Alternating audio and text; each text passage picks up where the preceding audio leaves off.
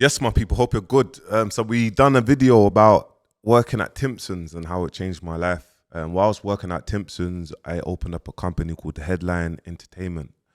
Uh, Headline Entertainment was an events company. So I'll book music artists to perform at uni areas, Coventry, Brighton, Southampton, etc., etc. I remember speaking to Crept.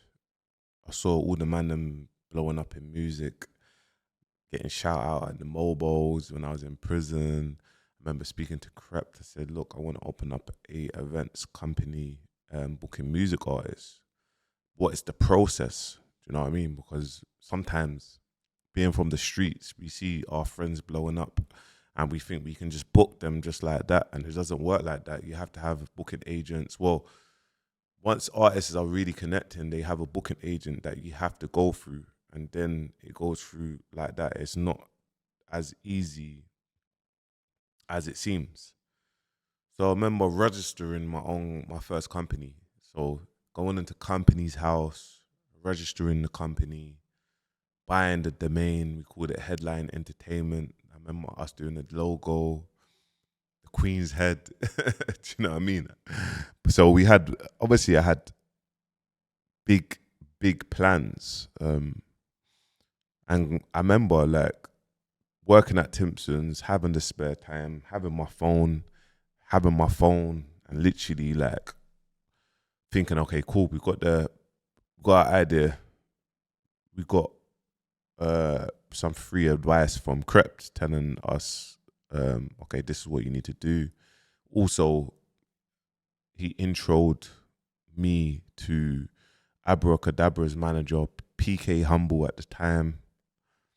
And obviously, man had a friend, Young'un, was there. I remember reaching out to Young'un and me asking him, yo, bro, like, how much you charge to perform at my venue? I'm going to book Abracadabra. It's going to be you and Abracadabra in Brighton. And I remember him saying, I'm not even going to charge you, my bro. I'll do it for free. And I couldn't believe it. And I was like, what? Like, you get me? So we've got him for free.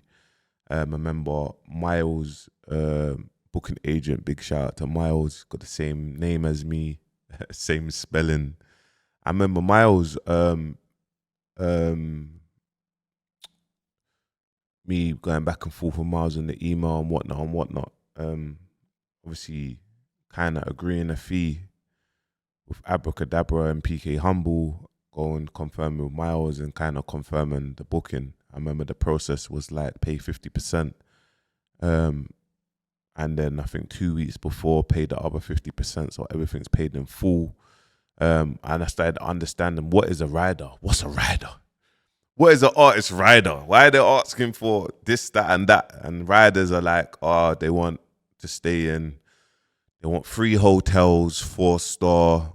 The riders like, oh, we want 3 bottles of Hennessy, a bottle of, I don't know, a bottle of vodka, Haribos, and fruit. These are the sort of things that's in riders, by the way. Get me? And obviously, as a club promoter, you have to provide that. I remember first meeting my business partner, my same business partner that I own Wicked and Bad energy drinks and boxing with. I remember meeting my business partner, Albie. He owns a club in Brighton called Shush. And I remember a friend of mine, Menza. Big shout out to Menza and Hitman. You get me? I remember them. Hitman was in Open Jail with me. Menza was out then, and I remember answering them. Obviously, this is what I'm doing, and I need some help with a venue. And I remember them putting me in contact with Albie, and obviously, Albie's a very loyal brother, so he's a very loyal brother to them. And I remember them like saying, "Yeah, deal with Bouncer. He's man's brother. He's man's people's." And going to meet Albie in Brighton, at the Jewelry's Inn Hotel. Yeah, downstairs from the juries in the hotel. Me being from prison, gang member, not gang member, but changing my ways and just getting that opportunity, meeting Albie and telling him my plans. This is what I'm looking to do. These are who my friends are. These are the plans. And him just saying, look, I own a few venues here. We've got Shush Club. We've got the Arch. Take the Arch for free. This is the date that you can have. I think it's September the 18th. I don't think it will. Yeah, September the 18th, 2017. And here's your first event. Do your event. And I was like, what? Do you know what I mean? And yeah, like he didn't charge me. Usually club owners, they charge, obviously, but he saw that I come from prison, I'm in open jail, I want to make change, and he supported me. So imagine him not charging me, Young and not charging me, and all I had to do is kind of pay Abracadabra for his fee. At the time, I think his fee was around £2,000 plus VAT. Obviously, man's not VAT registered. My business is not earning over 100k a month, so I can't claim back. So I had to pay the 20% VAT. So guys, if you're obviously open up a business, you don't know what VAT is or whatnot, just do a bit of research. Obviously, there's in the UK, there's two, like there's payments, there's VAT and there's corporate tax. Obviously, you have to pay for your business. There's ways of, obviously, you can get around it, but man's not a financial advisor. So I'm just kind of sharing my experience and the stuff that I had to pay for. And then, obviously, having these deals is like how now I need to get 400-500 people come to the venue. I'm in open jail. How can I get 400-500 people come to the venue? It sounds good, guys. It sounds good. Just having a little following. Probably had like 4,000 followers then. Do you know what I mean? How am I gonna get these people come to the venue? Yeah, I might ask these lot to post it on their stories, which they will. But I really need to involve it. I really need to contact a uni rep. These are the people that I don't have no contacts to. See, day and age now, the powerful thing of having a personal brand is I've got a huge Snapchat, 120,000k subscribers. You get me? I get tens of hundreds of thousands of views. Do you know what I mean? Millions of views a month. So now I can just post something and someone will see and reach out. But then it was a bit harder. And this is the power of owning and having a personal brand. You get me? And why I built a multi-million-pound dollar personal brand, because you can get into any business and your resources are endless. Anyway, it was understanding marketing. Like, okay, how do I market this? I've got the product, just like a lot of business owners. You got the product's great. You got the people coming, it's great. How can the world see this product? It's just like music, right? It's just like anything. It's like clothing. It's like this bottle of water, the logo. How can the world see this logo? How can the world see this product?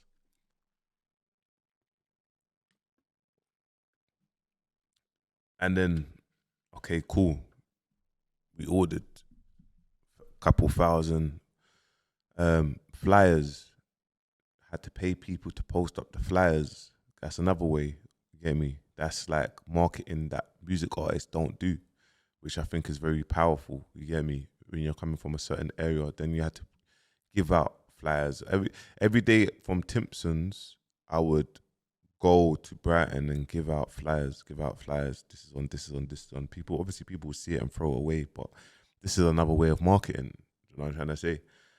And obviously, just posting, and then it was like making your tickets live. So with tickets, and we know any events, anyone that runs events, when you announce your tickets, you announce 8 weeks to the event, you probably get 5 ticket sales. But starting up, you could probably get no ticket sales, and you have to keep on driving people to buying tickets. And there's usually on the day or the day before, 50% of your sales will come in. And it's me understanding that, you get me? And obviously the first event that we done a lot of promo. We didn't do no ads. We didn't know what ads were. Luckily, got some good advice from Albie. He put it on his obviously social medias, and obviously he's very big in that world. So we managed to not sell out. The capacity was 800, but I think we had around 650 people that attended. Didn't take a loss. It was amazing. Great thing for the brand. Meeting the artists, meeting the managers, building a rapport. You get me? That was like my first like inside, like, okay, cool, I'm an events manager. I want to be in the music industry. This is what I want to do. Then we done another event. The other event was with Young Bane. It was with Young Bane. I think it was with Abracadabra again.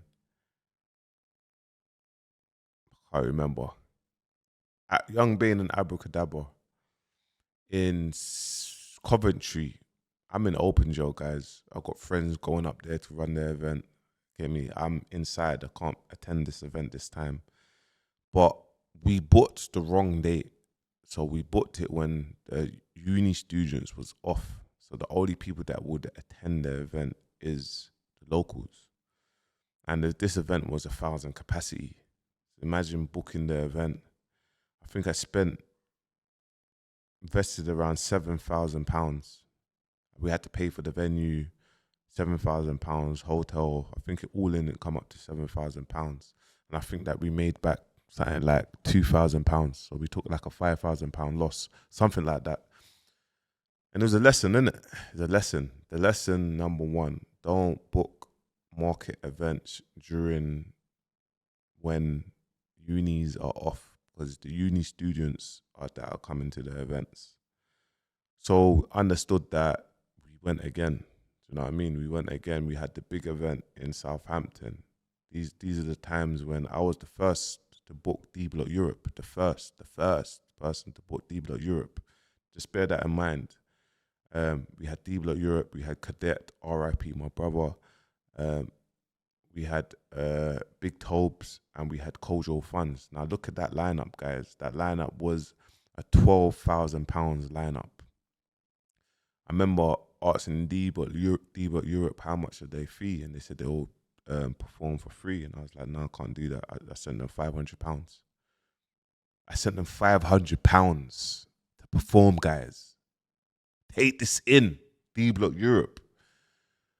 And I kind of knew D Block Europe was gonna blow from that event, because for one, it was poor marketing.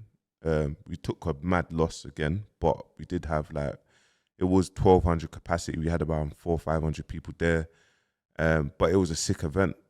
And I remember loads of people were saying, "I'm coming for D Block Europe. I'm coming for D Block Europe," and it was great. We didn't have no insights into Southampton Uni there. They got a massive uni campus around there. A lot of people didn't know that it was on. That's why it's very important to, when you're doing events, you get the uni reps to jump in and do the events, and just half the profits with them. As long as you don't take a loss, that's my thing. If you're building a brand, if you don't take a loss, you're good. Half the profits, you get me? Half the profits with them, you're blessed, no problem. Anyway, I remember using D Block Europe for many events, but on the come up, man's been a big supporter. I'll always be a big supporter. I remember being in Open Joe and going to their events, the events that they was having after that. I remember going to their events. You get me? Friday Open. I remember going to at least 4 of their events. So, yeah, man, seeing their come up. But yeah, anyway, Headline Entertainment took another loss. This one was another another 7-8K loss. And I had business partners, you get me? So it wasn't just myself. And it was like, okay, another lesson. Okay, the good thing was that the event was a success in the eyes of the people. So much people enjoyed themselves, and the brand was getting built. Headline Entertainments. And we had a few other, I think I done another 3 events, and then I got released from prison. And when I got released from prison, I had 1 and 2 events that I'd done with D Block Europe and other areas and whatnot, and other artists. But it was a loss. You get me? It's like investing 30K and making 7K. You know, it was a loss, but it was a lesson. Do you know what I'm trying to say? It was a loss, but it was a lesson. But I started understanding business, I started understanding marketing, I started understanding it's not just having the product. The product might be great. It's more than that. You know what I mean? It's more than that. But you need to look at D Block Europe now. You know what I mean? They're headlining wireless, getting paid probably £500,000 to headline wireless. So getting paid £500,000 and headline wireless now, and flipping crazy, getting paid £500, 500,000 to headline wireless, and £500 that they started with. So from early, I was figuring it out. I didn't give up, and I started learning. Just business. You get me? And going from there, when I got released from prison, obviously, I started jumping into management. You get me? Started getting into management, wanted to be a music manager. I remember asking many people to be a music manager, and we'll talk about that on the next one. First people that, whilst I was in open prison, the first people that I started managing, and then obviously going on to the Dig That story, and obviously Little Man and whatnot. So we talk about that in sections. But yeah, guys, I hope you lot liked this one. Headline Entertainment taught me a lot of lessons. It was amazing. Built a brand, built a business. Didn't make no money from a business, but learned the business. People started. What I realized, when you start putting energies and content and what you're doing out there, you start getting more and more relationships, following. You start getting connected with people, and it makes it easier and easier. And once you start partnering up with the right people, you can do the right things. You get me? You start building up the right relationships with Craig, Miles, and these booking agents. Obviously, they will always look after you or whatnot, and obviously they work on the greater good for the artists. But at these times, it was there was room for events managers to make money, because artists wasn't charging the arm and the leg. Do you know what I mean? Artists are charging 10, 12,000 pounds now, but the equivalent then was £3,000-4,000. So the artist development for artists was much more, because they was going up and down the country, they was getting more shows, and people that didn't know the artists would be Shazam them, and they'll build up more of a fan base. Now the artists not getting much shows because their fee is too big, and they're not getting Shazammed. Do you know what I mean? But yeah, man, that's the journey to obviously life of an entrepreneur and building a multi-million-pound personal brand. Guys, if you're watching this and you've got to this and you're not subscribed to the channel, please press the subscribe button, and I'll see you in the next video. Peace.